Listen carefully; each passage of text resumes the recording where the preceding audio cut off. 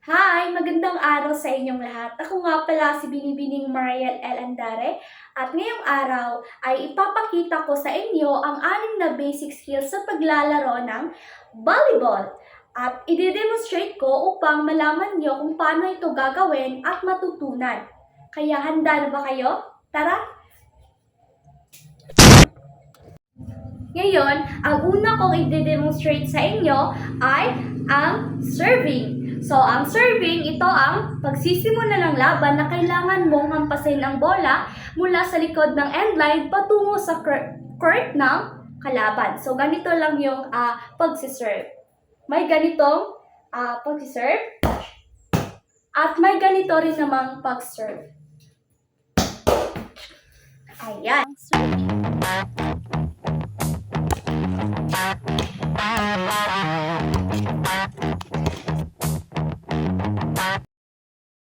At ang pangalawa naman nating basic skill sa paglalaro ng volleyball ay tinatawag na passing. So ano nga ba yung passing? So yung passing ay ginagamit sa ating mga forehand upang saluhin ang bola at kontrolin ito sa paggagaling sa pagsiserve or pag-spike ng kalaban. So kailangan natin itong kontrolin upang ipasa sa ating mga kakampi.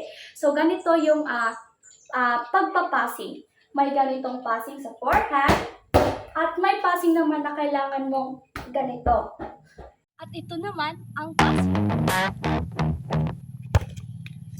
At ang pangatlo naman sa ating basic skill sa paglalaro ng volleyball ay yung blocking. So ipapaliwanag ko muna kung ano nga yung blocking. So yung blocking ay isang defensive na galaw na kailangang tumalon ng isang manlalaro or isang player upang at itaas ang kanyang kamay upang saluin or ibalik yung pag-spike ng kalaban. So, ganito yung pag-blocking. So, kailangan ng player no na tumalon. So, parang ganito. Ang kailangan mo kumuha ng lakas dito sa inyong sa legs mo. So, kailangan mo kasi tumalon at itaas yung kamay mo para ma-block mo yung pag-spike ng kalaban. So, maibalik mo yung bola sa kanila. So, parang ganito. So, ganito. Ngayon, ito naman ang blocking.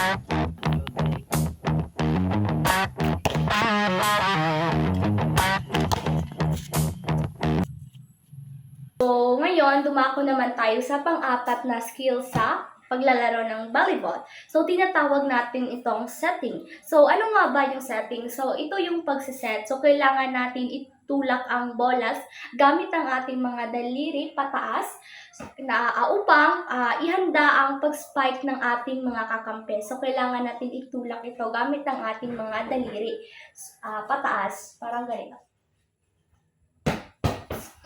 At ito naman ang setting.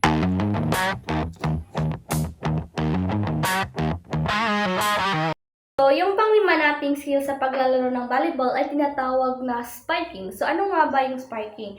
So, ginagamitan ito ng lakas. So, kailangan nating hampasin ng malakas ang bola pataas hanggang sa pababa sa court ng kalaban upang tayo ay makapuntos or yung team mo yung makapuntos. So, kailangan mo hampasin lang mula galing sa itaas hanggang sa pababa sa court ng kalaban.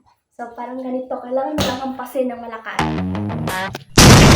Ang ating pang-anim na basic skill sa paglalaro ng volleyball ay tinatawag itong digging. So, ano nga ba yung digging? So, ito ay ang depensang kasanayan or skills na ginagamit upang saluhin ang pagkakaspike ng kalaban. So, kailangan mong saluhin yung bola galing sa pag-spike ng kalaban upang hindi ito bumagsak sa sahig. So, kailangan mo talaga itong parang kang magda-dive sa sahig. So, kailangan mo itong saluhin talaga para hindi bumagsak sa sahig. So, kailangan mo itong parang mag-dive ka or yung mag-ana ka talaga sa sahig.